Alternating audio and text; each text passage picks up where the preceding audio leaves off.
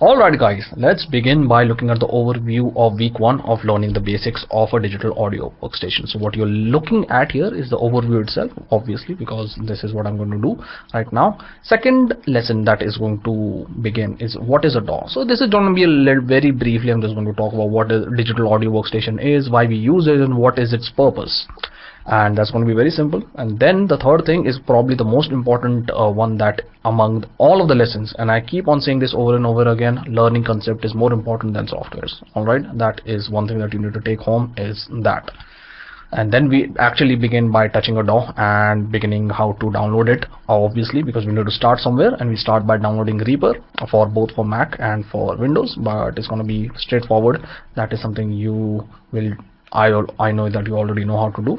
And then on the fifth lesson, it's not going to be a lesson, it's going to be just like a challenge. I'm just going to prove to you that once you learn everything from 6 till 11, it doesn't matter which DAW you learn.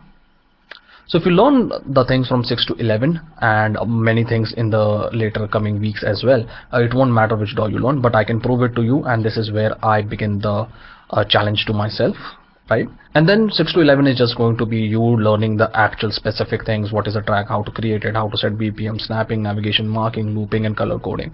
These are things that you will use in every project, and every music producer who does music production on any level does this. So you are already getting started in week 1 on how to use the DAW, but also to how to set it up and how to do these basic things, which are you are going to use 90% of the time, 99% of the time when you're doing music production.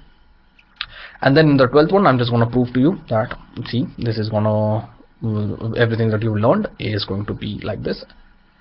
And in the 12th, the why specific DAW doesn't matter outro, I'm just going to prove to you that after you've learned all of these things, none of it is actually that different in any other DAW.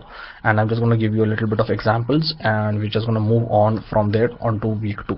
So that essentially ends the learning phase of the thing. And then I'm going to talk a little bit about themes in case you want your DAW to look nice. So why not, right? You're going to spend so much time on it, you're going to spend hours doing music production, recording your stuff, doing it for other people. The last thing you want it to be is to look ugly or not to your taste. And I'm just going to take a little bit of while and make you understand how themes work. And then of course we're going to just end it like the same overview, and we are going to call it quits, and then we're going to move on to week 2.